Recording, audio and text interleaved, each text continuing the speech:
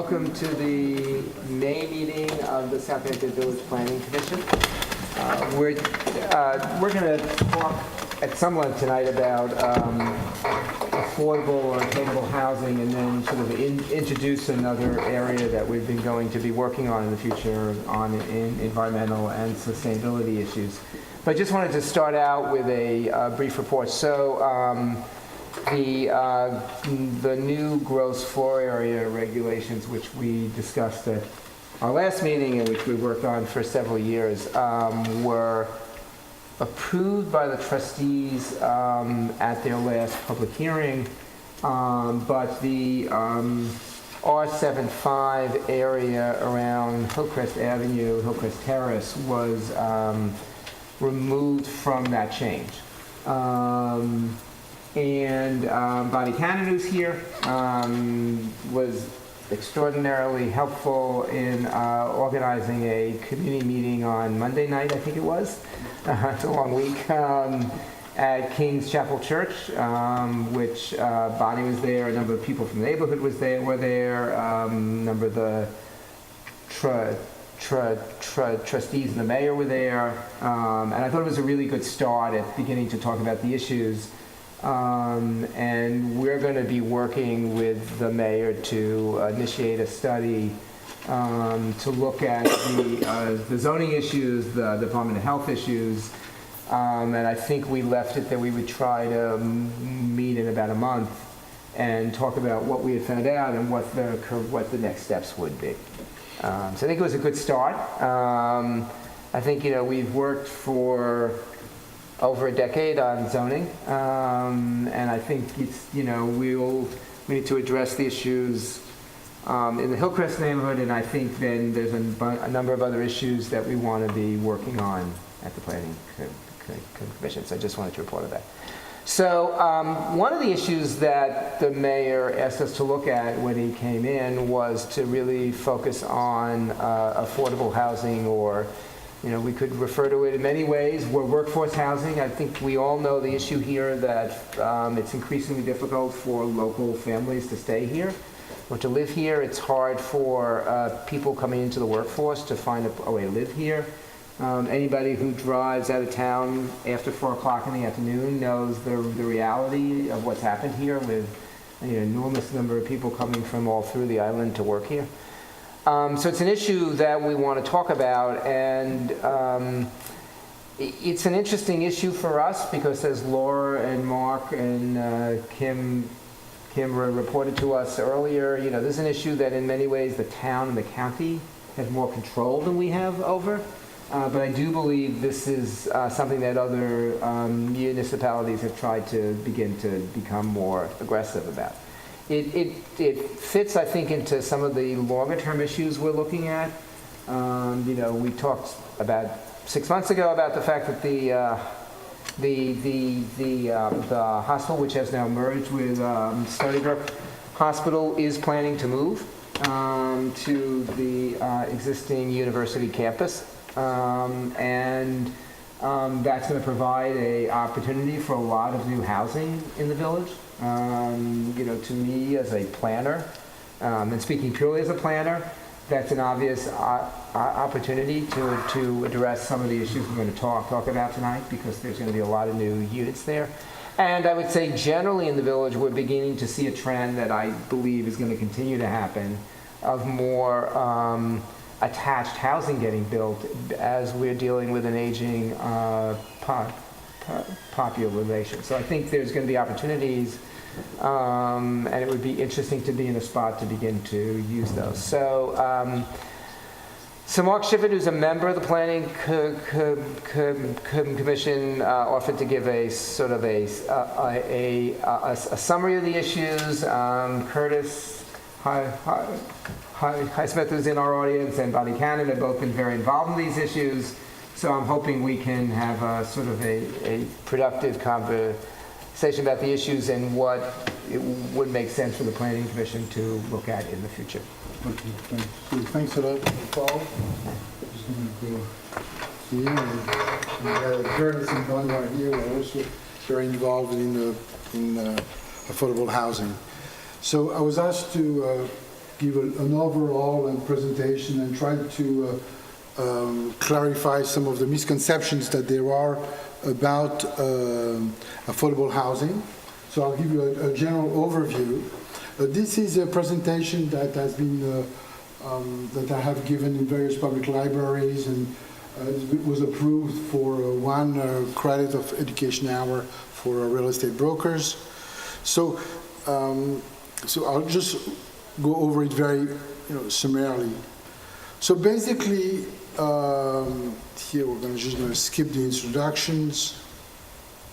And as what is affordable housing? What is affordable housing? And really, basically, the concept behind affordable housing is that the cost of the housing does not exceed 30% of your income. And once it doesn't exceed 30% of your income, it becomes affordable housing. And what do we have in terms of subsidized affordable housing? What is the type of affordable housing there are? There is one of them, the first one is the public housing. Presently, there's approximately 1.2 million people in public housing. And we have not built in our nation any public housing project, I think, since approximately the late 70s. The second type of affordable housing, we call it project-based affordable housing, subsidized housing, where it's done through what's called low-income housing tax credit. And this word is where it was used, this was started under the Bush administration, the first Bush administration, and but I'll go through this concept later. And then the third type of affordable housing is through a private housing, the housing choice voucher, or Section 8, and which are a tenant-based assistance program. So we're going to go quickly on and the other concept about affordable housing is the concept of AMI. It's the average median income. So we have, throughout the Union, everything has been divided by counties, and the IRS, through HUD, publishes the average median income, and I brought you here the latest HUD figures for the average median income for Suffolk County. And in Suffolk County, the average median income is actually pretty high. The average is $116,000. In some places in New Mexico, the average median income is $17,000 per year. We are one among the highest average median incomes in the Union. So, and from a federal standpoint, as soon as you earn 60% or less than the average median income, you are eligible for housing assistance. But you are eligible. There is no entitlement. It's not because you make 60% or less of the average median income that you are entitled to it. So HUD has created some categories, which is extremely low income, very low income, and moderate income, which relates to the average median income. It depends on the percentage of your income based in comparison to the average median income. So as I was saying here, I encourage everybody to take those sheets here that give you the income limits and the fair market rent. The fair market rent and the income limits for Suffolk County. Yes, that is exactly. So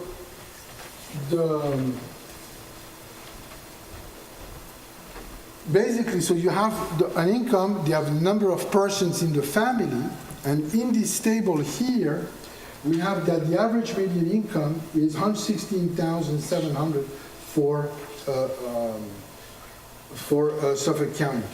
And here it breaks down three categories: very low income, which is 50% of the average median income; extremely low, which is like I think 30% or 35%, and low income, which is on 80% of the income limit. So you get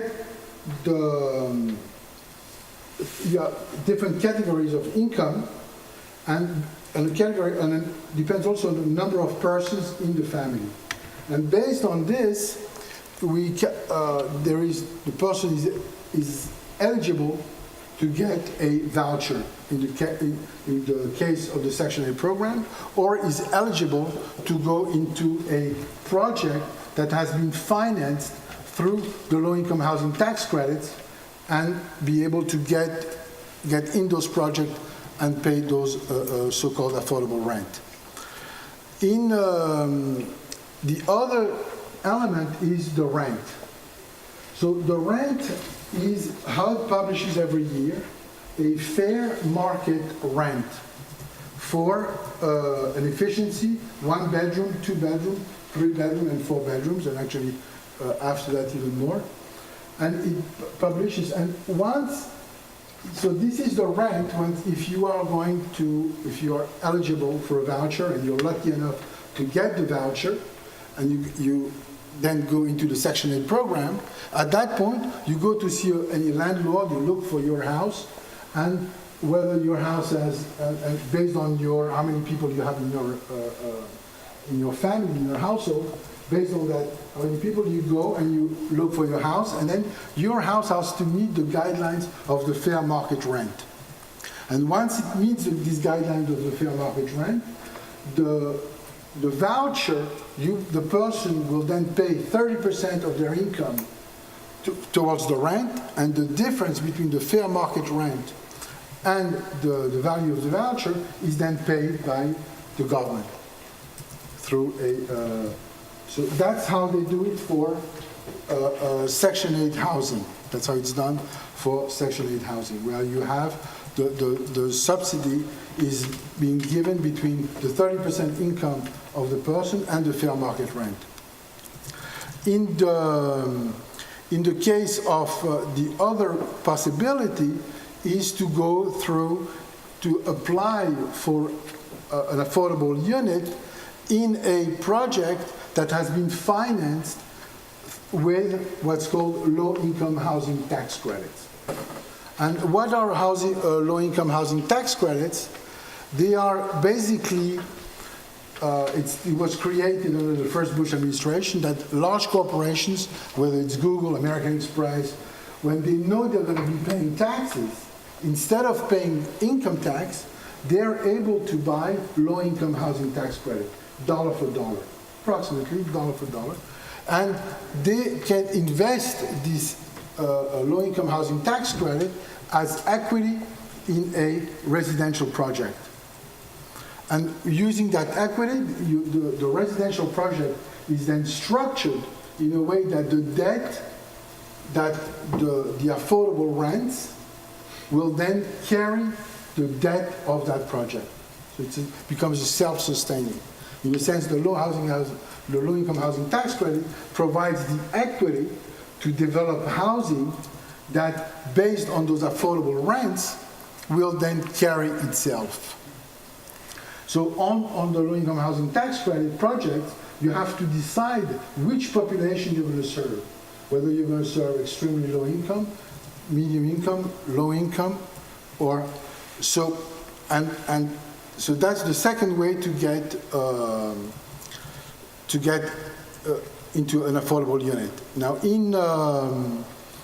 and most of the projects in the unions, most of the big residential projects in the unions have a requirement that some of the units be affordable units. And even in Florida, even the buildings right by the beach, they have some of the units are actually affordable units. And we used to have an office there 10, 15 years ago, and I remember when we did inspection for HUD, because HUD at that time required yearly inspections on those affordable units, they would ask my inspectors to park away from the building, so that when it goes into the unit, the neighbors will not know that this is actually an affordable unit. But there is a mix, the same way in New York City also, and a few years ago there was a developer who suddenly started to create 2 entrances in his building, one for the affordable units and one for the regular units. And this got outlawed in New York City. But on the upper way, because I think on Midtown they did this. So So there is a requirement, even in Suffolk County, there is also a requirement that every time you do a multifamily, you must have an affordable component.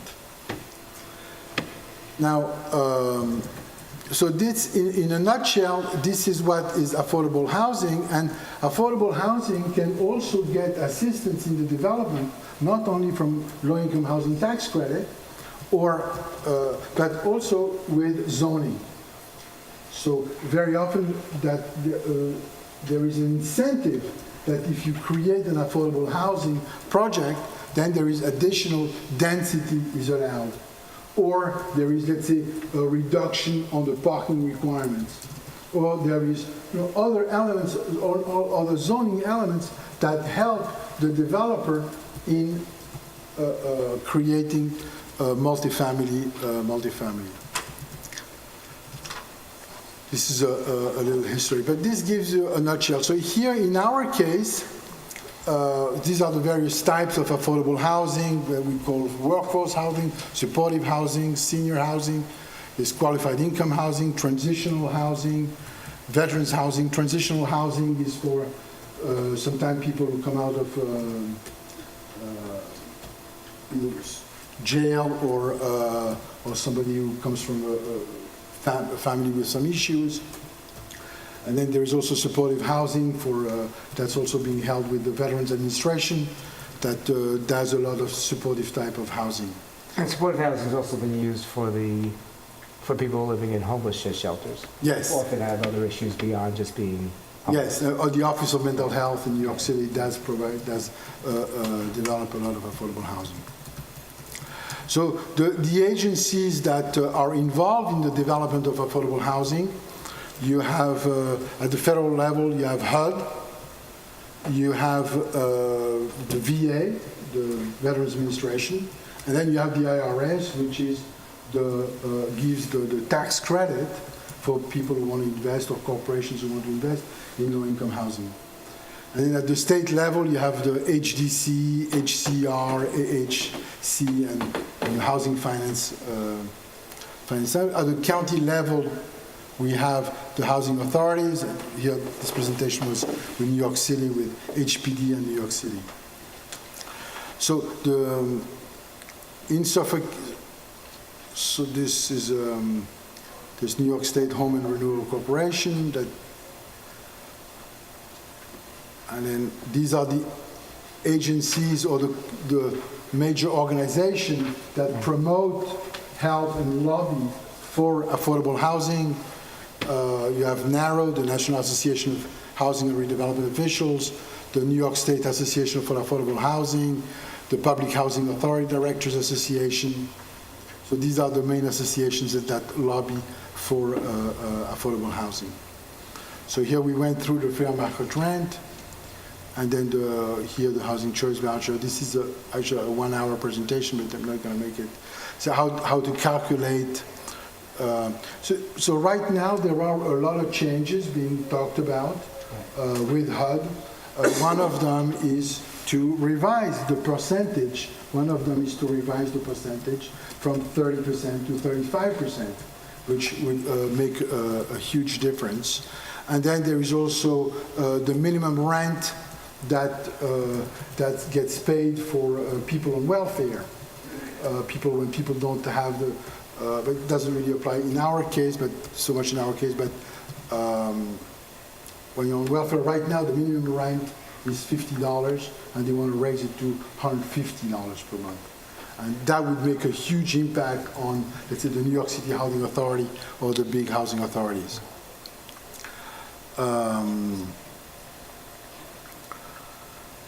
So here, how does the affordable housing process development work? There is the site selection, and then there is which population do we want to serve, and how do you want to structure the project? You know, when it is very important that and the way we are doing it in the Union, whether it's in New York or anywhere else, it's very important that we mix the population. I'm originally from France. We are there. They had a different they have a different vision. They started to create these public housing cities, and the result is not pretty. So I think it's very, very important to integrate and continue to have that mix. So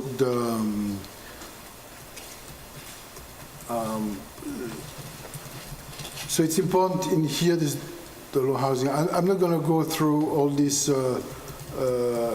subtleties about development with the compliance periods or how it's done, but this gives you an overall review of what is affordable housing, and the question is how can we as a village help in the development of affordable housing, in our area and together with the town and the county to try to make this area more affordable to the people who work here.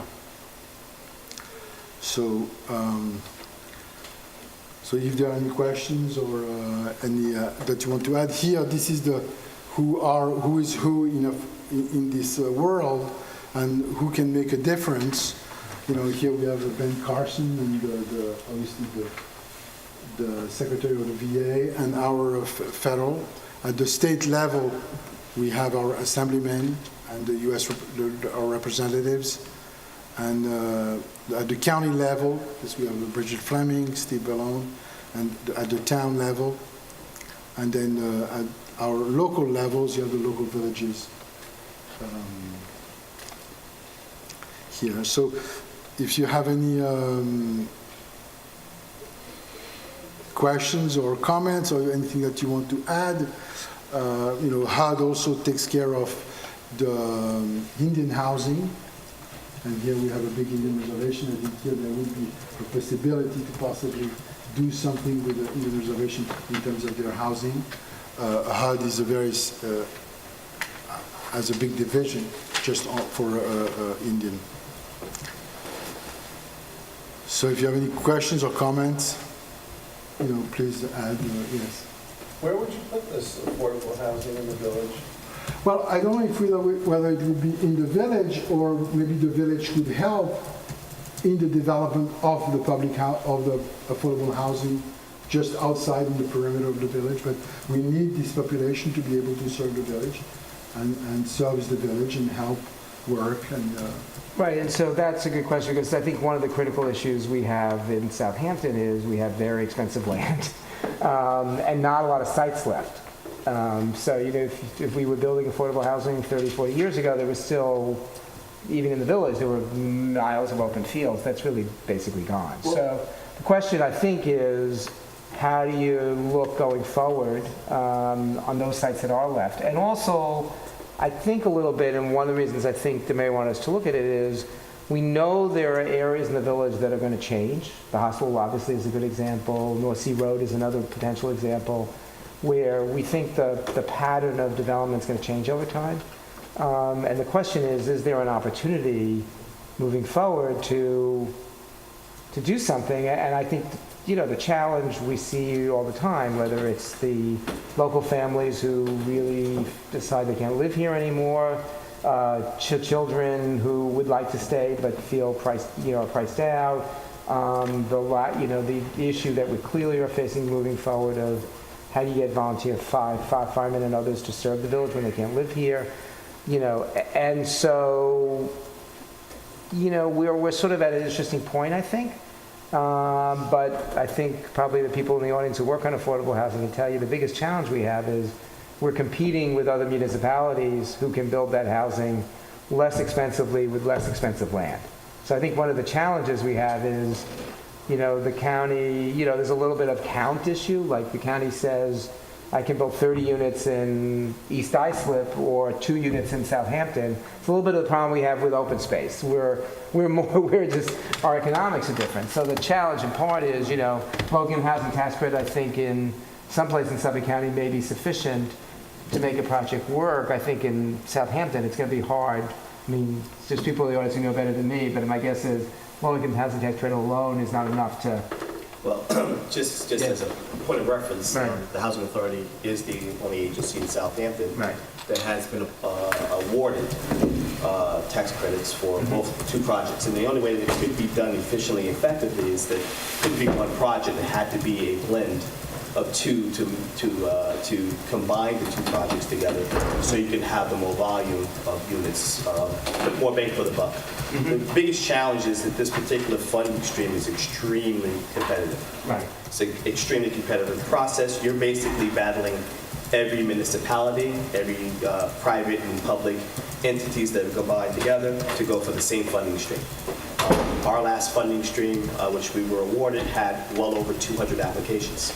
So to find 10 municipalities out of 200 applications to be awarded was an accomplishment of its own. So New York State wants to see if they can provide them the most bang for their buck, but they also identified that there are unrealized opportunities in communities like the Hamptons that have to be managed and maintained.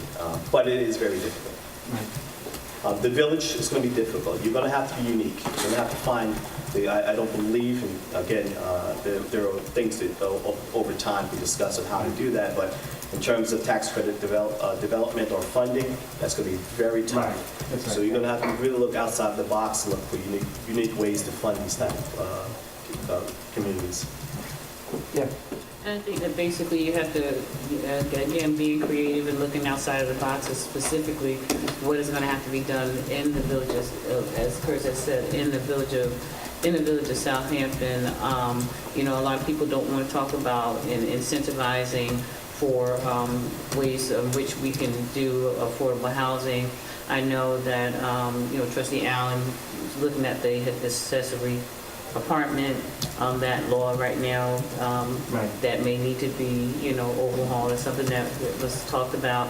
The septic systems, I know that was an issue because you have the health department issue, but when you look at the septic system, and now I understand that you can do mini systems now throughout, and so with that capability of being able to do mini systems, this may be an entree for you all to look at again within the business district and looking over top of the stores and that sort of thing, and then coming up with some type of program to incentivize individuals to do that, to make workforce housing, specifically rentals, available in the village. That is a possibility.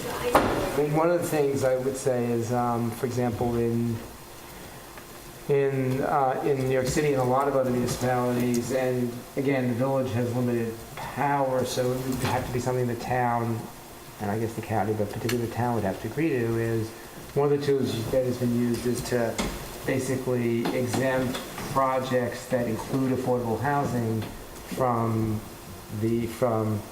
real estate tax for a period of time. Right. So that becomes That's- one way to incentivize people to do it, because the question that was asked before, and I think what's behind it is, so why does a developer decide to include affordable housing if that developer can get enough financial benefit? It might make sense. So New York City has something called the 421A program. I don't know why it's called 421A, but ancient history, but where basically you get what is now a 23-year tax exemption for including affordable housing in a project that would otherwise be purely market rate. So the city where real estate taxes are really high, that's a big incentive for developers. I'm not sure our taxes are high enough. The village tax alone would not be enough. The town would have to be involved.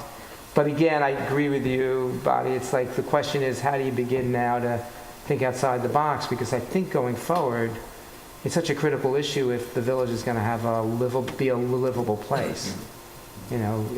How do you avoid becoming Aspen, where literally every single person is driving an hour to do work? You have density issues in the village of Southampton too. Right. So to try to introduce something of volume that's going to be able to even attract some of these investors, it's not going to happen here. So it will be a fragmented process where you're going to have to find various entities or units throughout the Southampton village. Right. But I think that here the problem is also compounded by the lack of transportation.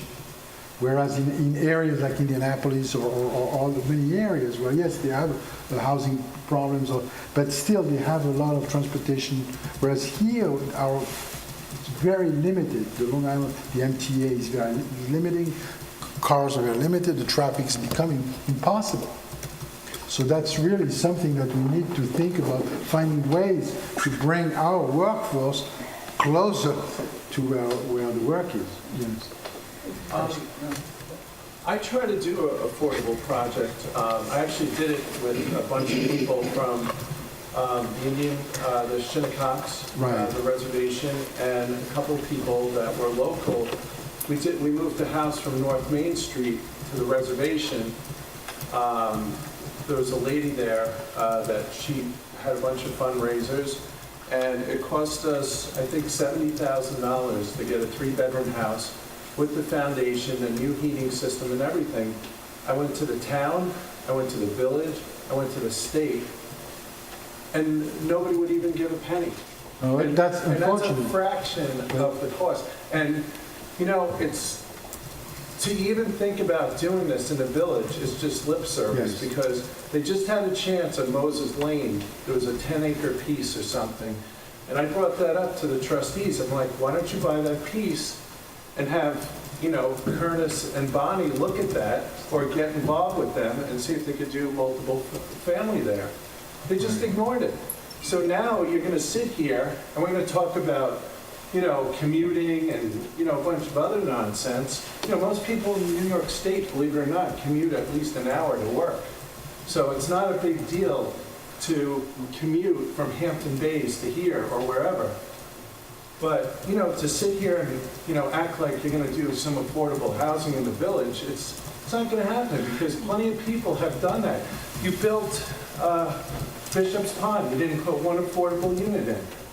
So, Well, just because that keeps being thrown around, Bishop's Pond.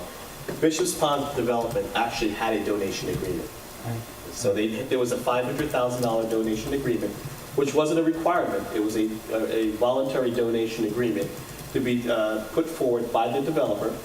$250,000 of it was designated for Bailey Road to be finished, which we completed. Right. Right, but Okay, but please The other somewhat- 250, But if you hold on a did second. that The other west, you would have to 250, go 10 hold on, years. the other 250 was to be allocated to constructing, for construction for additional affordable housing units and the zip code of 11968. So there's still money out there. The important thing is that we have to establish a fund. Correct. We have to establish our own individual, unique fund, which will be set aside to work within our own municipality. Right. We control our own funds, we control our own destiny, we control our own allocation of where that goes. Because the village, if you're really serious about producing Right. this, really serious about achieving this, Right. it's got to be done by our own personal efforts. Right. I'm not sure that we should limit it. Sorry, let me just, Laura, at a past meeting, I guess a few months ago, after meeting with the town, talked about the need to set up a fund. Well, one exists. Right, but to sort of begin to now, how do we, in It the did zoning? exist, and there was one, and then it was disbanded in 2003. The fund has always been there. I No, mean, no, it's not there now, Bonnie, they closed it. Well, it was there when I was there. I know, it was Yeah, there. but nobody ever put any money in it. Well, that's the or thing, you did have to any be really fundraising creative or- about where you fund, how you fund it. Yeah. And you can be very creative about how you fund it. Well, that's, A million different avenues. And those are Right. conversations we should start having. Yeah. Yeah, so Curtis's point, which is a really great point. So, for example, we're not the only wealthy village that's dealing with this issue. In fact, I'll leave the Urban Land Institute, which is the national real estate organization of basically of real estate developers, published a pamphlet about the ways people are funding affordable housing. So, you know, many towns like this are dealing with this, and many of them have found ways to do it. So it's not impossible to do. I don't think that's East Hampton's accurate. been very successful. Right, East Hampton, for example, has done a Very lot. It takes Yeah. motivation. Right. It takes And a will. motivation. Right. But for example, one thing that some villages have done, and I'm not saying it's the right thing, I'm just saying there's so many different tools, is they say, look, above a certain amount, if you're building a unit that's above $1 million, you have to pay into a fund. And that's very common. I'm not saying it's the right thing for us at all. I'm just saying It's an outstanding idea. that's a good One of example which of a has sort been of thrown out for some fund, time now. because so you recognize the fact that you can't compete in the private housing market. You don't try to do that. You try to create a fund that then makes it possible. And as Curtis, Bonnie, Kim, someone said, you know, when we did the Village Center master plan, we permitted for the first time the ability to build housing above Sewers. above, right, we'll get to sewers, above office or stores on Windmill Lane and Nugent Lane. So, you know, the problem in the village has always been, the sewer problem sort of makes it impossible, but again, as someone said, I apologize, Bonnie, you know, we are now at a point where the county is finally, as Mark presented at an early meeting, finally allowing smaller units to come in. So I think there is a congruence of events which might allow anybody to do it. And I think, honestly, part of the problem has been, you know, just because there's so many issues out there, and because I think we're just, in some ways, waking up to the enormity of the issue, it's been a very episodic approach to date.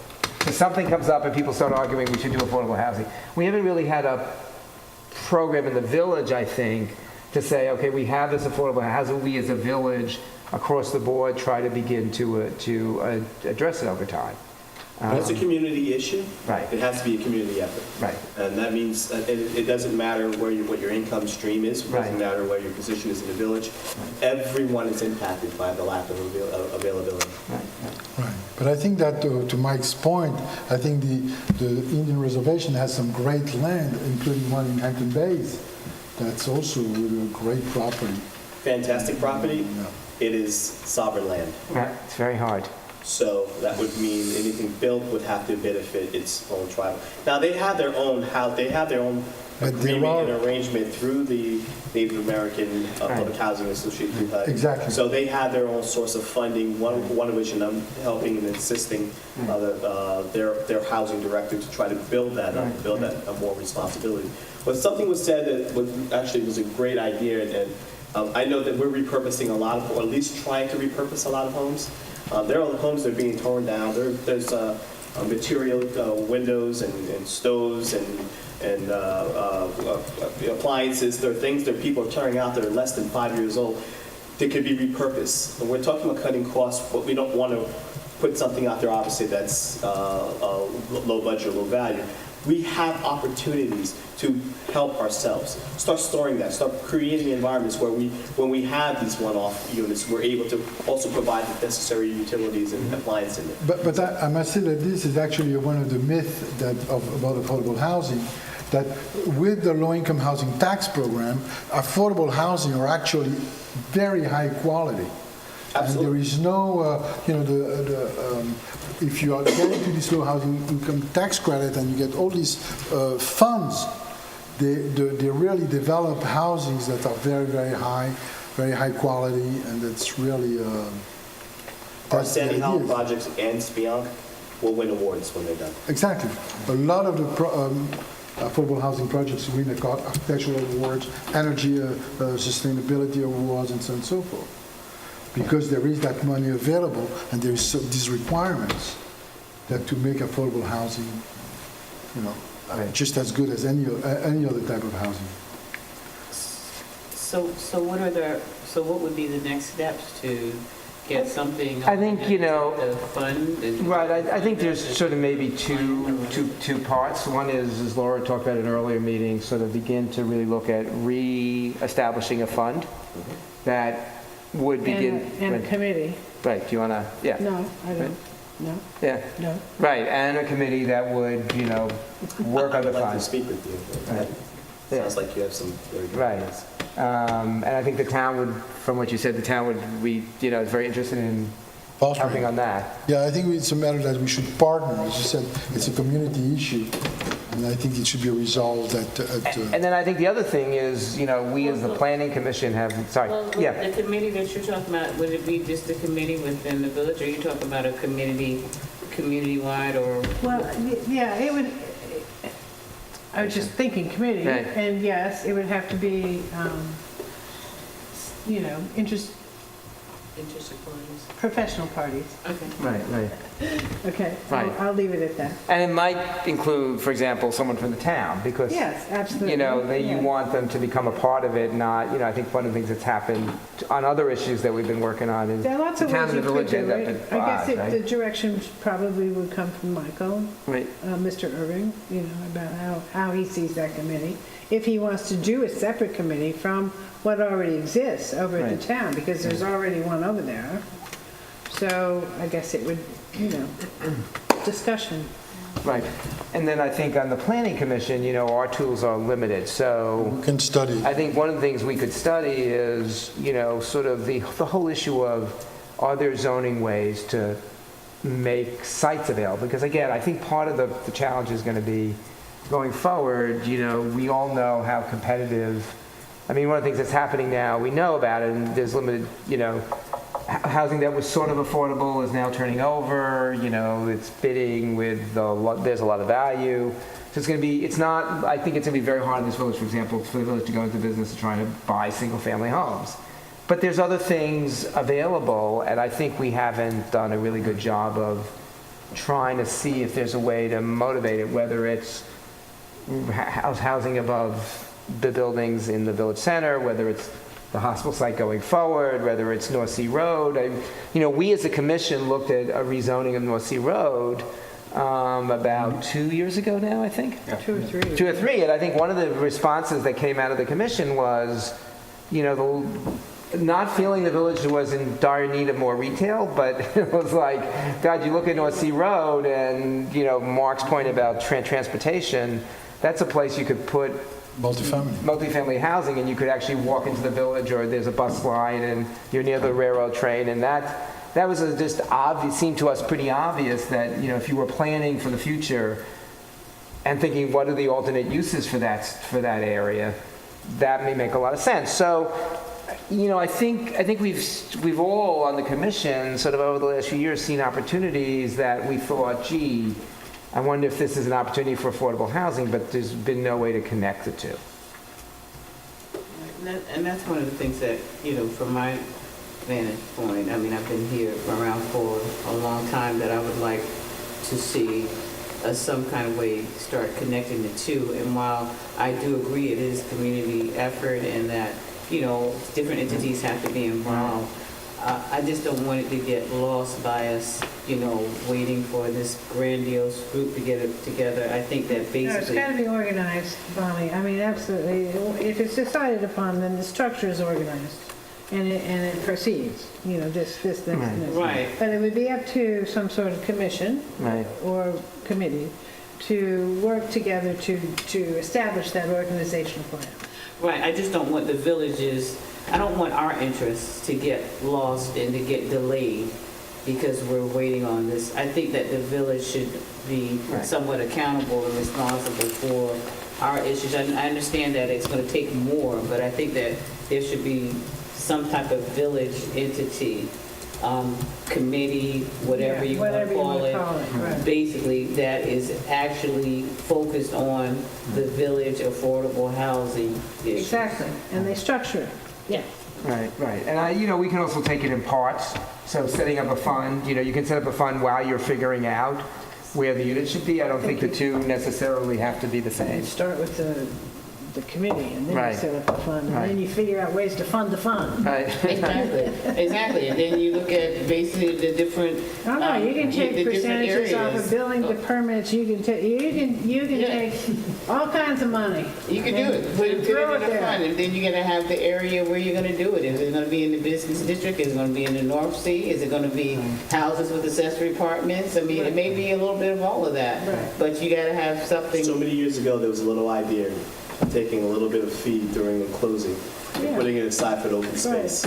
It's over $1 billion. Well, in you that know fund now. about the town's idea for the 0.5% on the CPF, which is supposed to be earmarked for affordable housing, if it passes, if it passes, if it goes, which is, But some of them- Southampton Village contributes to that fund enormously. So if that 0.5%, we're allowed to take out what we put in of that 0.5%. Who's governing the allocation? Yeah, that's a really, Yes, so, That's unclear, right? I mean, So that's why Southampton Village, which has some of the largest price tags yes, in this entire exchange, should have it.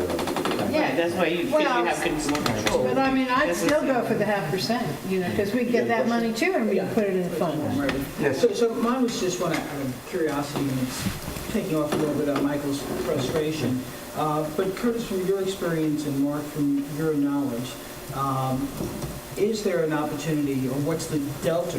What's the difference between what can be done by a private investor who wants to do it? And I think back to personal experience where 20 years ago I had, in Western New York, I had a vintage house that I bought, and I had, it was a 20-year-old house now, and 3-story, had 5 1- and 2-bedroom apartments, small, and I love my Section 8 tenants, because those, Say that again? I love my Okay. Section 8 tenants. Because every month, I got a check like clockwork, and those, Right. and those 3 Section 8s carried me while I was chasing after the 2 who weren't. Right. So anyway, that was a very positive experience. Right. Is it possible for the numbers to work for a private developer, whether it's a guy like me or Michael, to build, buy, convert a vintage house here in the village, or to construct a house somewhere and make the numbers work The with quick answer is Section yes. 8? The quick, The yes. quick answer is, HUD actually encourages public-private partnerships. Really, because 2 things happen. One, the public person who's political, person who's a nonprofit, they're looking at the change, the ability to create housing, the ability to provide a community service, and then the business partners obviously looking at the business in of it all. I'm glad you said what you said about the Section 8, because it gets such a black eye for the wrong reasons. And I think that there are so many, you always hear the negative, you don't hear the positive. And the negative is always amplified. So there's some tremendous positive examples of the program. As a matter of fact, our program, the way it currently is, and the way we've most recently changed it, landlords don't particularly like it because we force them to rise their standards in terms of living. To a point where there's a hole in the screen, you have to replace it. Any cracks in any type of foundation or steps. These are things we're asking our landlords that they have to do if they want to participate in the program.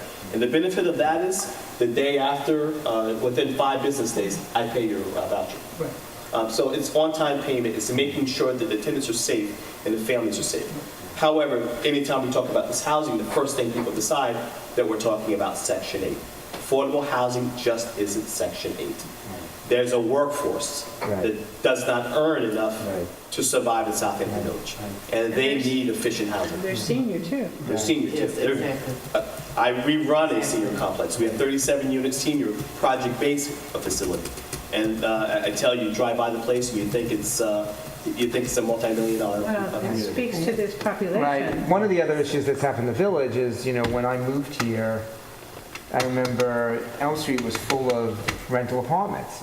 And that was in effect the real affordable housing in the village.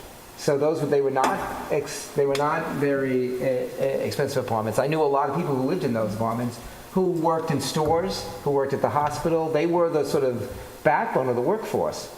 That's very difficult now because if you can sell a house on Elm Street for many millions of dollars, you're not necessarily going to put a rental unit in. But that's part of what's happened here, I think, is we learned that in the village center. There actually were originally rental units in the village center. They've disappeared mostly. So we had this whole inventory of less expensive, I should say, housing, and that's disappeared, and that's actually forced that workforce to be an hour away. And while that's true, that's become more typical in America, but just to give you an example of the world I know, one of the reasons that people don't talk about that retailers can't stay open in the winter is that for someone to drive for an hour and work here, they have to be paid enough money to pay for the trip, to pay for the commute, to be worth spending the time. And so they can't get labor force in the winter here. It's just impossible for most retail stores here to get a working labor force. And so it's actually cheaper for them to close than to try to stay open. It's not necessarily just about the amount of business they can do. It's actually in the summer you have a temporary. If you look at stores now, so much of our workforce in the summer now at the stores is a temporary workforce. They're here for the summer. So what's happened here is that workforce, in many ways that we don't even see, is having a lot of economic impact. That's also here. the client. Right. I mean, their client base is seasonal. Right, but there are people here in the winter, and as you say, you know, if you start to talk to store owners, like, why do you close? Many of them would like to stay open, and they're like, if I don't personally work here, there is nobody who can work here, because for someone to drive from Spionk to here, and probably a better example, from Smithtown to here, which is literally what people are doing now, you have to pay, you know, they have to earn enough money to pay for the car and pay for the gas and, you know, and pay for the childcare because they're going to be working 2 hours more a day. And, you know, so that whole thing is having all sorts of impact throughout the village that we don't even know because it's just become part of our life. So workforce housing, I think, is just really part of the important thing here. Southampton Village has a unique community. Right. We have businessmen.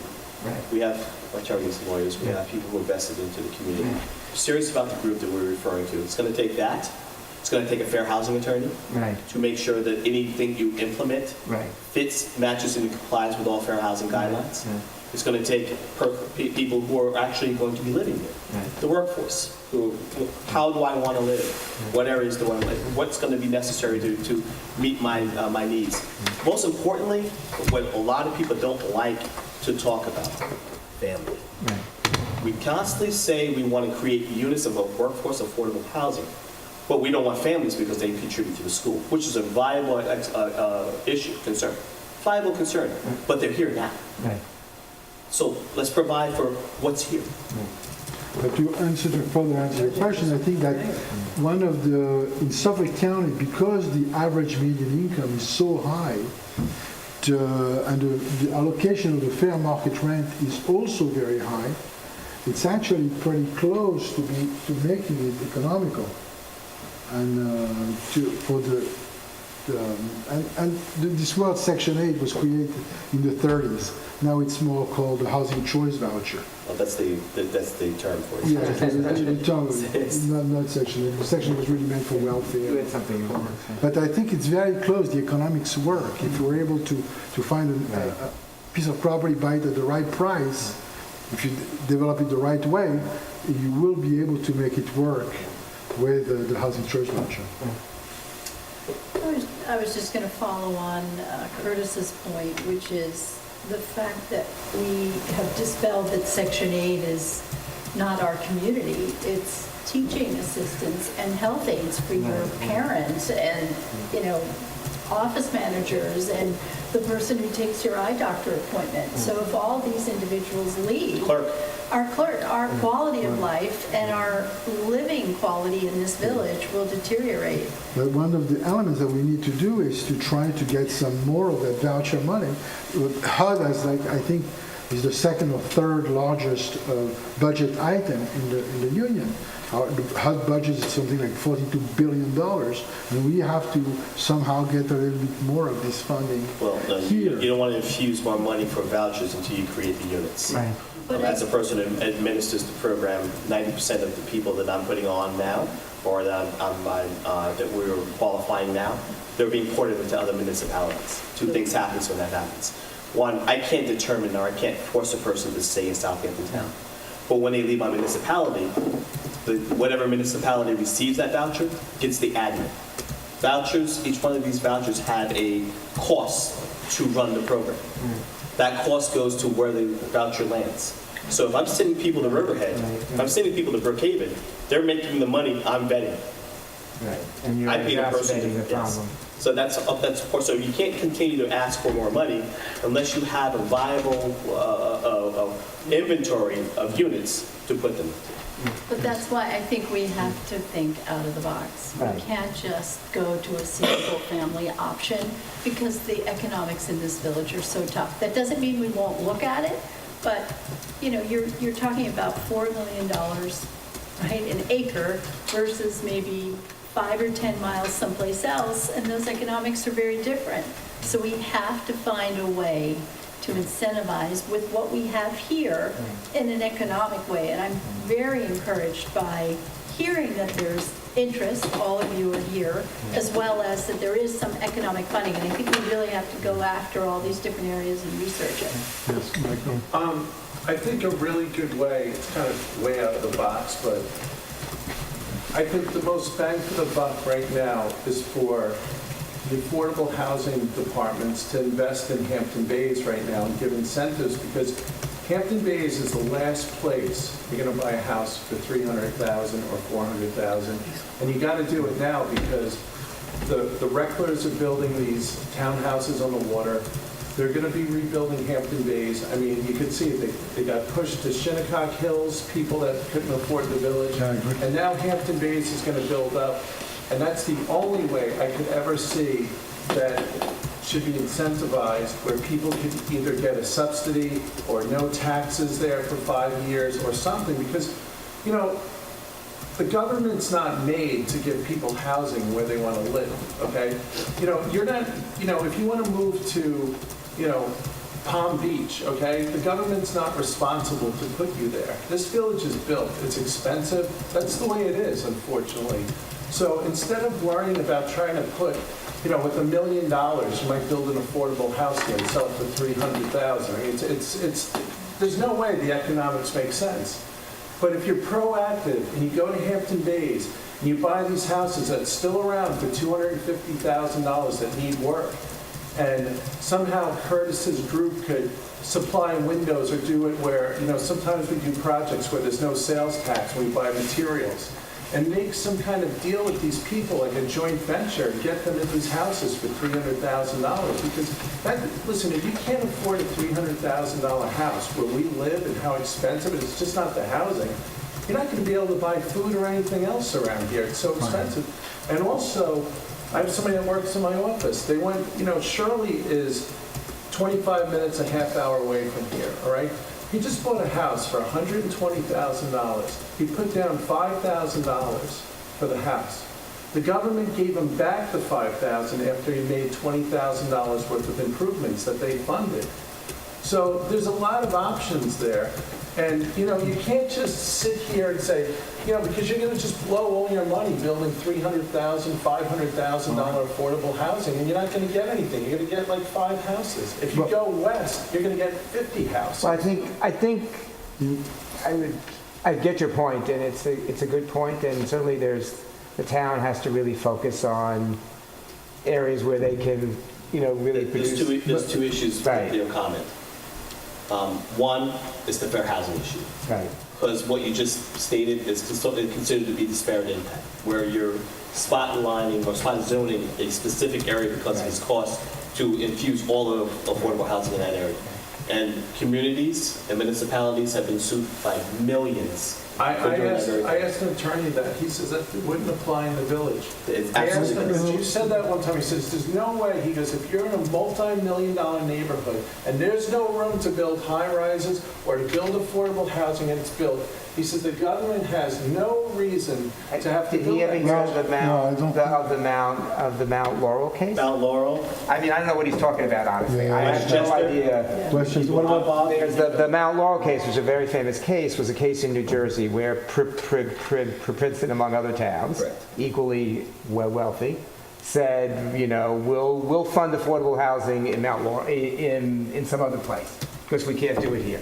And the Mount Laurel case, the New Jersey Supreme Court and then the Supreme Court approved it, said that's not fair housing. Fair housing is, if you're a person in Princeton, you have the same right to live in Princeton and have affordable housing as the person does who lives in Elizabeth. There's no difference. And there's been a court order for the last 30 years in New Jersey. Still, towns are fighting it, but there's been a court order for 30 years in New Jersey to force those, and it's now beginning to actually come into place, to force those towns to build affordable housing.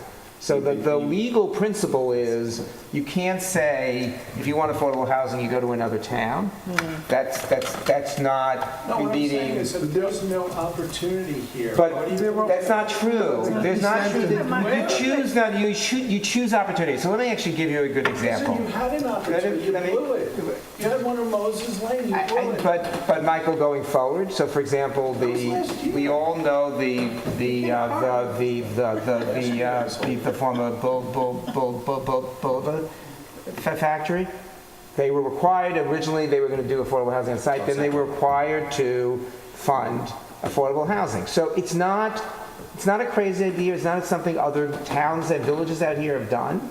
It's something we haven't done up to date, but look, I think one of our jobs here is to focus the village on ways to solve issues. And I would leave it at that one of our, we've been asked to look at affordable housing, so. But you've had the opportunities. We have not. Maybe others in the village had. We on this commission have not. I've gone to this village with the project I did on the reservation. They didn't want to be bothered, right? Nobody wants to listen when you have affordable housing. They all say in meetings they do, but they don't want it. I even came to them and I said, let's put trailers at the reservation. I spoke to them because a lot of jobs we do, that we renovate. The windows are like brand new, all this stuff. We wanted to store there if they could help us when they have houses to build there. Nobody wants to do it. Right. Nobody. In East Hampton, they have, Wait a minute, part Yeah. two, East Hampton is part two as about the, major- part two of the issue that you mentioned, I talked about fair housing, and that's there are two issues. The second issue is, the NIMBYism travels everywhere. So if we go to Hampton Bays, the Hampton Bays community is going to say, I don't want this here. You go into any other community, it's going to be the same. Trust me, I've been through the rooms. So the sensible and respectful way of handling this is to do our part. Because what's going to happen is they're going to say, you're throwing it here, but you haven't done anything. We built 3 homes, okay? We built Bailey Road. But what more can we do? If we can pick up 4, 5, 6, or 7, that's more than anyone else is doing around here. It can't always be. Should there be multi-family housing? Absolutely. But it can't be every project for affordable housing, 30, 40, 50 units. Sometimes it just has to be that 6 to extra. And sometimes it takes as much effort to do one. Trust me in it. Yeah. And, And funding. And I'm just thinking And advocacy. proactively to get, you see what's happening in Hampton Bays, you see the plans, and at some point, those are going to be $1 million houses. And I think this is a great time to try to Right. figure out a And plan. I think that is a great point. I just think, from a planning point of view, we need to do both. And there are, I guess one of the things that occurred certainly to me, I think to others on the commission, is going forward, there are going to be obvious opportunities if we plan ahead. The hospital is one I think we've talked a lot about on the commission. Hospital's going to, whoever ends up with that site is going to come to the village and they're going to want to rezone and they're going to want to build units. And in most villages this type, honestly, what would happen is the first thing they would be told is you have to include affordable housing as part of your program. So that's something that is a moving forward opportunity. I agree with you. In the past, the village has not maybe been as aggressive as it should be. But, again, our focus here is always forward, not backwards. So I think that's one of the reasons we've been asked to look at it is I think everyone's aware that there's going to be these opportunities going forward and how do we organize it. And Michael, I think we as a commission, certainly I can speak for Eduardo for sure, and I would feel the same way. We've really put the feet to the fire that we're not asking people to lose money. So we have to put together a program that if you go to the hospital and say you have to include affordable housing, it has to make economic sense. But there's an opportunity there. There's going to be, 20, 30, 40 units by the time you're done and all that Plus the property. other houses that they own. And the other houses they own. You say lose money, sometimes it's just donation. Right. I don't, But in exchange for something else. It's the credit. Right. It's the credit. It's creating an Right. environment where a person can either get some type of benefit, Right. some type of abatement, some type of, Correct. some reward Right. for doing the right thing. Right, correct. That's very well put. And that's really, I think, what a lot of municipalities have done is, I would say, in many ways, partnered with people who are building to figure out a way to make it worth it for both. And that's ultimately where you want to get to. And I agree with you, that in itself is not going to solve our affordable housing issue. There is going to need to be affordable housing outside the village. It's one of the first things Mark Shepard said. But that doesn't excuse our, I think, ultimately responsibility to also provide options within the village. And I think it makes the village a richer place. I mean, as someone who's been here a long time, one of the things that I think has made the village a less attractive place to live is, we have fewer and fewer people here year-round, and you really feel the difference in the way the village works. but also Many of to those people would be here if they could. also to have the local workforce. I mean, East Hampton, I think one of the elements of the vitality of East Hampton is that right in the center of East Hampton, they have that major mobile home park, I think with over like 300 mobile homes. right? Very, very close to the I don't see mobile home parks. No, I understand, but it gives the fact that this affordable housing is present within the village. It's an important element. But we do have to look at other ways to address Correct. it. And I think there's a lot of enthusiastic, very smart, very creative people already. But what some other communities have done, we can benchmark. We learned of one community that had a lot of elderly who wanted to age in place. They don't want to go to senior homes. And what they're doing is the cities and towns are figuring out ways to configure their single-family residences so a second family can live in the residence, and barring, the Department of Health, I mean, that's not the only solution, but we could pilot something like that for 10 or 20, homes. And right there, you're bringing new workforce potential into the village, and somebody has the peace of mind of maybe having somebody in their home, not in their room, but, in near proximity. So those are things that we can test and try. But thank you, Laura, for going to the town and having that meeting last month. I appreciate that. So again, I'm going to bring it back around. So Yep. I appreciate the fact that we're having this discussion, the first discussion. So what would be, because I just don't want us to discuss it. Right. So I think. So what are our next steps? And I guess for us to discuss, so I think one thing would be to talk to the mayor trustees about, I don't know what the reinstating maybe is the right word, the fund, and how to begin to put a Well, structure I to think that. maybe we should have Diana Weir come over here Right, and talk to the commission, Right. about how it's all working at the town, which you're very much involved with. right. And how, I think one of the reasons that Laura I'm went. sorry? So you said it was working at the time? Diana Weir? No, I said, you said that they have a fund that's working at the time? They have the housing authority. They're We're the housing authority. Well, I know you're the housing authority, but she's sort of in charge of the Housing community department. development and that department, which is just her right now, with a part-time assistant, that housing authority falls under, within that. No. We're separate. Okay, I know you're separate, but you're not a board, are We you? are a separate entity. We're our own. Are you a board? Yes. Okay, it wasn't my understanding. Yeah, it's, Because under the town website, you're not listed separately, you're under community development. no, our housing authority is a separate, we have our own separate board, and we are. But either way, I Yeah, think. it's okay, we can go. Right, I It's think just a the- misunderstanding, but that's Right, okay. I think the more important point is that obviously we want to work But in you also partnership have a with the town. foundation also that are separate, that's an offshoot of that, right? Yeah. Right, so we want to work in partnership with the town. That seems to me. Anyway, I think obvious. that Diana Weir, I mean, I hope you're not disputing her professionalism or Not at her all. expertise. Right. I think that, my conversations with her, things get funneled through her about affordable housing. I mean, she's aware of them. Well, I think that basically if you're going to bring in there are many professionals. Diana Ware is one. You have the Long Island Housing Partnership. Yes. That's a whole Oh, right. other thing. But Right. the, You Good have point. Mm-hmm. you have a whole lot of different entities. I know, but I think that the thrust initially was to somehow partner with the town. Okay, Right. that's why my immediate Right. reaction would be to have Diana Weir come and speak to us, to the commission. I mean, And Michael? I got to tell you, I've been watching affordable housing for 30 years, and Bonnie and Curtis have done more in 5 years than the town has done in 100. I mean, I don't know how they do it. I don't know how many hours Curtis is working, but he gets it done. Bonnie gets it done. And that's what you have to know, the results. There's a lot of garbage that goes on in that town over there. I can tell you firsthand. So Michael, just remember our meetings, we don't do this. All right, listen, Sorry, but we don't do All this right. in our meetings. So, but let me finish. Yeah. So these are the two people that will get it done. I can tell you firsthand. Curtis doesn't give up, Bonnie doesn't give up, and that's why they're here. They're here right now after work.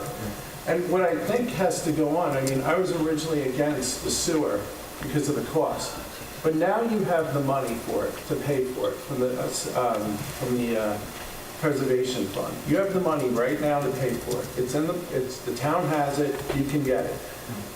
This is the only way, to me, that, I mean, forget about collecting money, forget about giving fees to builders and to taxpayers. You don't need to charge any more money. You have the money, build second and third stories over the buildings in the village, and put affordable housing there, because that's where it belongs. Let these people live there, let them go to the restaurants, let them walk around town. That's what people want, that's where young people go that don't have money for houses. They like patchwork, they like urban areas, with art and things, and that's where it should be. You don't have to do this. You can give them credits. Curtis and Bonnie know how to deal with tax breaks for developers to put them over the top of these buildings. Let them do this. Let them be, we don't need another committee in Southampton Village. I mean, you have two very, very intelligent people, and, all they're going to be doing is telling people what they already know. And I think that's, where you have to go with this, is you have to try to find get the sewer system done if you really, truly are thinking about doing affordable housing. Otherwise, it's just going to be a waste of money. You're not going to get the bang for the buck. You're just going to... So why don't we do the following? So we are, I think we do, one of the things we've talked about, I think tonight is, there was a fund, we probably need to reinstate the fund, begin to create a structure that can accept money, certainly even some of the things we talked about tonight, like what you were able to do on Bailey Road. You don't need a fund. Michael, with all due Michael, listen to anybody. Michael, you don't have the, Michael, you don't need a fund Michael, you anymore. don't have You the, can have this funded by private Michael, people. you don't have the table. Michael, get the private people together, bring them. Listen, I can't get my word here. I'm trying to get on board Michael, 3 listen, times. We asked for your comments, but you really can't control the whole meeting. You just do whatever you I want. apologize, but you can't control the whole You meeting. control the village. You can't control them. You can't. Bring the pros. You can't control the meeting. We have to have an orderly meeting. No, I can't get on a board. So, I'm not smart enough. yes. Yes. The only thing I would say, at the end of the day, Right. the goal is for us to get affordable housing. Correct. So I commend the commission, I commend you, trustee, for having this and having us to come here to discuss it and to look at the situation. I will offer, any assistance that you all would want from myself, and I'm sure Curtis the same, Right. into making that end goal. Right. At the end of the day, Yeah. if it's the partnering with the town of Southampton, partnering with Diana, Right. getting the Long Island Housing Partnership. Right. At the end of the day, whatever needs to be done, let's do it. I'm here for the end goal. I just want to see it. I want to see it happen. Right. Very well So I just don't want this to drop, No. and I just want us to go Yeah. on to the Well, next step. and to do as something. you know, Bonnie, we do the research work and then we go like this. Right, well, that's what I want. I want Right. to see something. Yeah. As we had put together the planning commission and we worked on the plan for the village plan, that sort of thing. That's what I'm hoping that this Yep. committee Yep. will put a plan together and present that plan to the village, present that plan to the trustees Yeah. and to the mayor, and then say, let's move forward. They adopt it and we move forward and we actually do something. Yep. One thing we haven't touched on, when I want to ask you and Curtis, how do you feel about projects that are fully municipally funded? That is, that the municipality will actually own and build? I don't think you can. Excuse me? I don't Well, think we you have to can. have You would have to have, and that's the reason have why a nonprofit. creation of a housing authority or another Right. entity. Right. The municipality is not encouraged to be a landlord. Right. No. It's encouraged that they use an authority or another not-for-profit entity or something to Which- be the governing body. Which So the could municipality be could- satellited off of somehow the municipality. So the municipality could Could be a create an sponsor. authority? Yes. Right. I'm sorry. So the municipality could create an authority to Yes. do that? So Yes. Right, say yeah. if that is done, how do you feel about something, instead of having private and giving subsidies and whatever, having the municipality You actually can adopt an govern? authority to pre-exist. Right, you can adopt an authority to pre-exist, you can sign an agreement with an existing authority, hint, hint, that could, And that finance could, could come through bonds and It things would like have that. to come through our entity. Now, even with that, because there's one point that you didn't touch on, because you can go on tax credits, and I swear to you, 2 or 3 weeks, you still won't know everything. Right, It's right. just, it's that in-depth, Yeah. the qualifications and what Right, happens. But with the funding stream, it doesn't come directly to the housing authority. Right. You have to create a separate funding corporation, not-for-profit, which is what we are. And that is the entity that's owner, operator, and funding agent for that facility. That's like an So it's HDFC or That's something like that? exactly Yeah. it. So we Yeah. did that for Yeah. Sandy Spionk. Right. We had to create a one entity for the 2 projects Right. where that was the actual recipient of their funding sources. Remember, we got a multitude of funding sources, both state, county, and legislative. Right. We received a lot of money. AG's office contributed to our funding because we had shortfalls. Right. Because unfortunately, things didn't happen the way Right. it was supposed to happen, and we had a reduction of units. But long story short, there's a lot of steps to go along with that. It's not Right. just as simple as, I'm applying for it and going to receive it. I know. Yeah. Yeah, 'cause my- and just to make sure that you understand, my understanding is the focus is creating affordable housing Right. within the village of Southampton. Right. Yeah, workforce, So, and work, affordable, yeah, senior. workforce, affordable, and for seniors, but within the village of Southampton. Yeah. So basically, when you have these committees and when you partner with the town of Southampton or whoever else, Right. the numbers, the measurements that you're going to be looking at should be measurements of what was created within the village of Southampton, not outside of the village of Southampton, but within, because we don't want to get the waters muddy by saying that we've created all of these affordable housing units. I But when see we what you're look at saying, the, Bonnie. but when we look in the village, Yeah, we you have, don't want to we have cannibalize nothing. each other. Right. Right, we okay, want I to got make sure that it's the village of Southampton. And I just feel that if it's a public entity that does it, you probably can really get it started doing in a larger volume. That is, instead of a little piece here and a little piece there, but a real project. So that's what I'm interested in. The state loves seeing that the municipality backs the project. Yeah. Yeah. Yeah, the municipality would have to back it. That's Okay. what I would want. I just So, want to yeah, add one just- thing to Bonnie's point, because it's all about a goal, right? Yes. And we have to understand what our options are and then lay out a goal. And also, in all fairness, it's just us 10 people in this room. The public has to really be aware of everything, and we have to understand and test everyone's appetite. And I think there is an education process. Yeah. I think people really, as Curtis said, and I felt it. I have a building, we built a building in the city, it's 50% affordable, 50% market. And people kept saying to me, is that ever going to work? I'm like, it'll make no difference. And literally the units are sprinkled throughout the building. I don't think most of the tenants could tell you, Yeah, it's supposed to. honestly, who was affordable or who was market. I don't really know. So I think people's perception is so different than the reality, and that's something you have to deal with, because people have an image of what affordable housing is that I think has nothing to do with the reality of it. And what you just said will work here, Right. where you have a mixture of market Right. to affordable, Right. which will help subsidize the overall cost. Right. And the other thing that does, which is something I think a lot about, is when you mix them, you also have more ability to keep that housing sustainable moving forward. Because housing's always more sustainable where there's a steady income, and so if you have 50% market, 50% affordable, that provides an incentive for the landlord to keep up the property and everything else. So I think part of it is an education process. People just have this funny perception that affordable housing means no income housing, which is not what it is. It's like in this village, it's really, it's people are making what in the rest of America would be considered a very healthy wage. It's just, I was in Idaho a few weeks ago, and their affordable housing is for people who make $25,000 a year or less. I don't think, it's just like it's a Actually, different a planet. lot less. Right, a Some- lot less, right. But it's the point of, people here are making decent incomes They gonna make and that can't afford income. housing. It's not what people perceive.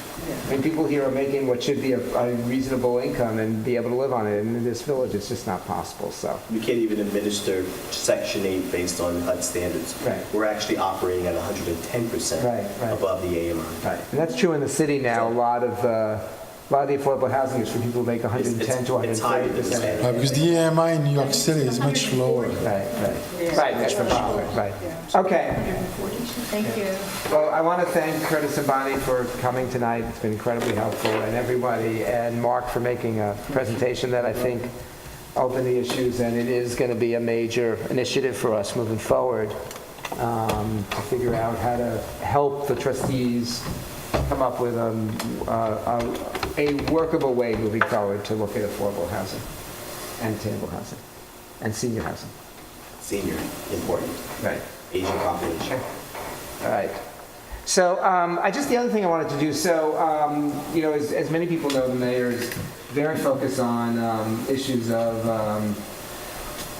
environmental issues and sustainable issues in the village. It was a major plank when he ran for mayor, and it's one of the things he's asked us to look at. And we've had a very busy agenda, shall I say, the last year. We were very absorbed in zoning study, which is now coming to an end. So, we've been talking about how to move forward and start to look at some of these issues. And Nick Palumbo has been involved with these issues with the town, and has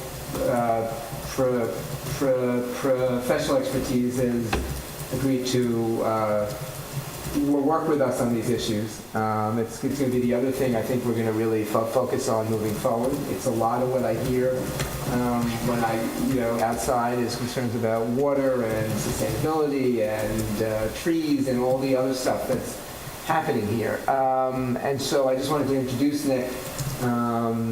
Probably should talk a little bit about yourself. Not everyone, I think, there are certainly people here who know you, but not everyone knows you, so.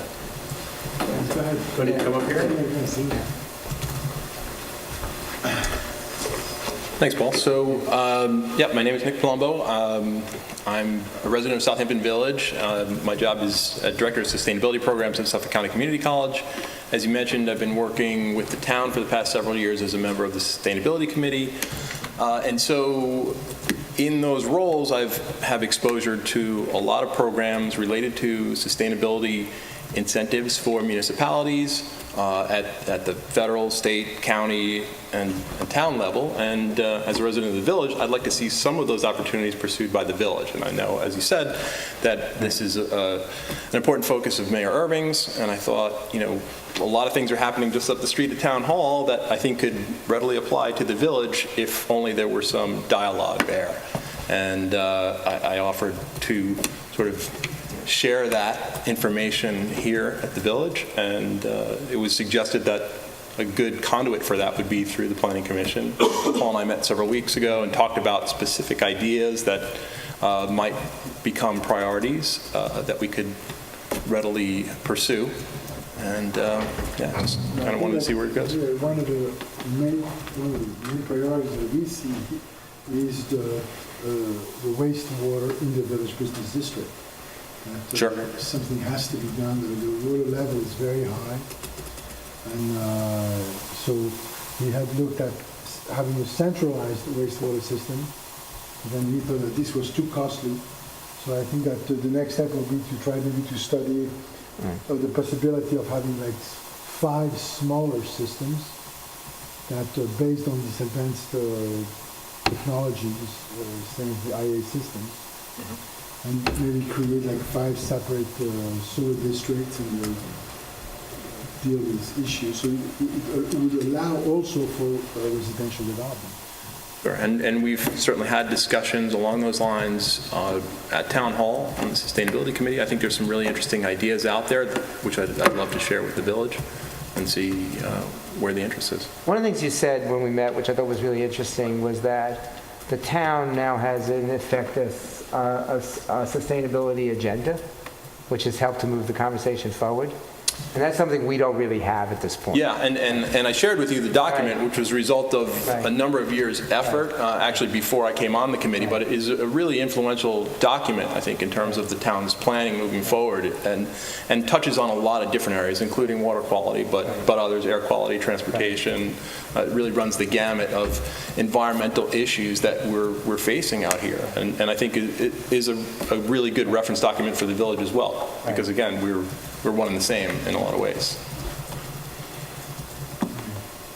So I think it's just wanted to introduce Nick and open up this issue. It's an issue that we've heard a lot about in parts, and I think one of the reasons we wanted Nick to get involved is we do better when we sort of look at it in a systematic way, and so we want to start that. Yeah, let's look at the agenda. Yeah. I think maybe with the help of Nick's help and the town's help, we could also start a discussion with the health department to maybe revise their commercial standards for wastewater treatment.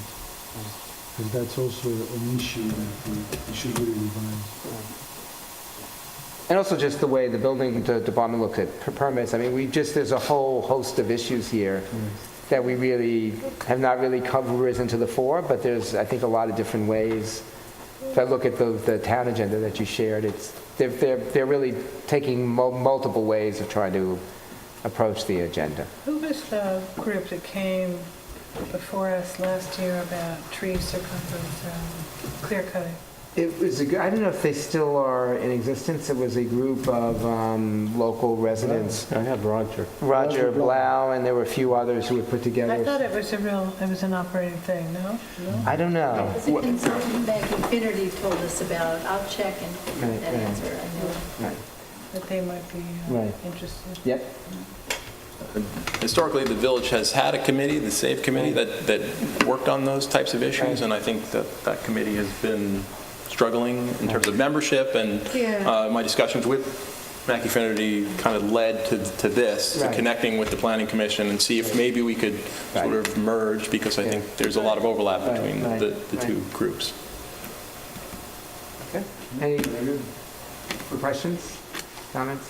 Well, how does this process go forward? I think we want to talk about how to start to put together an agenda, and I think You can work off your existing agenda. Right. We'll I take think a why look don't at I'll send around the town agenda that Nick shared, and I think maybe from that we can figure out how to. it.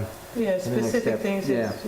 Yeah, I'm not entirely familiar with Right. the sort of operation of your Right. commission and, Right. how we could sort of Right. interject some of those ideas, Right. but I'm open to the opportunity. But I think the next step one step would be in terms of the wastewater for the village, would Right. be to propose to the trustees to send out an RFQ to get proposals from engineering firms to come up with Options. options to deal with this wastewater. I mean, one of the things. Isn't the town really working on that? There's only a couple of Isn't the town systems really that are working on Right, on there's like two or wastewater? three, yeah. So it's You not know, I like mean, we they've have to- been under Right. the It's gun just for pick doing one that and with they- Suffolk they're County working Health on that. Department. I mean, they're like Right.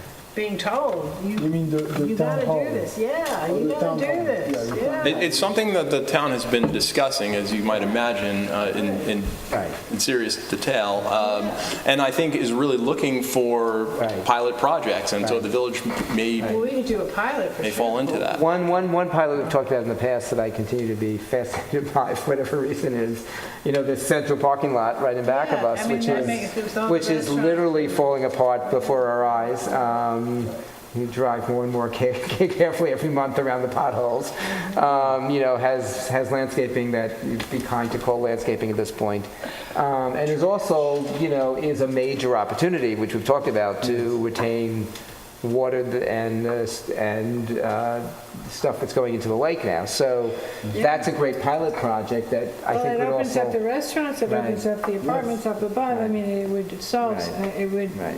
speed along so many. It's also one of the things I think you talk a little bit about is the village sort of acting as a model for the private sector. That's really sort of, I think, part of what needs to happen. Yeah, so I have been having conversations with Trustee Allen over the course of the last several months about a specific issue, that being leaf blower noise and, Right. you know, some of the environmental issues associated with Yeah. leaf blower use. And we had a work session with the trustees and talked about that, and it brought up a lot of, I think, passion around Right, that right. question. And certainly, you know, there are solutions out there, and it's one of the real success stories, I think, with the town, is that the town has become, I think, a thought leader on how to sustainably maintain their properties, and it's something that I think the village Right. could do as well. Right. Okay. All right, thank you. Thank you. Thank you.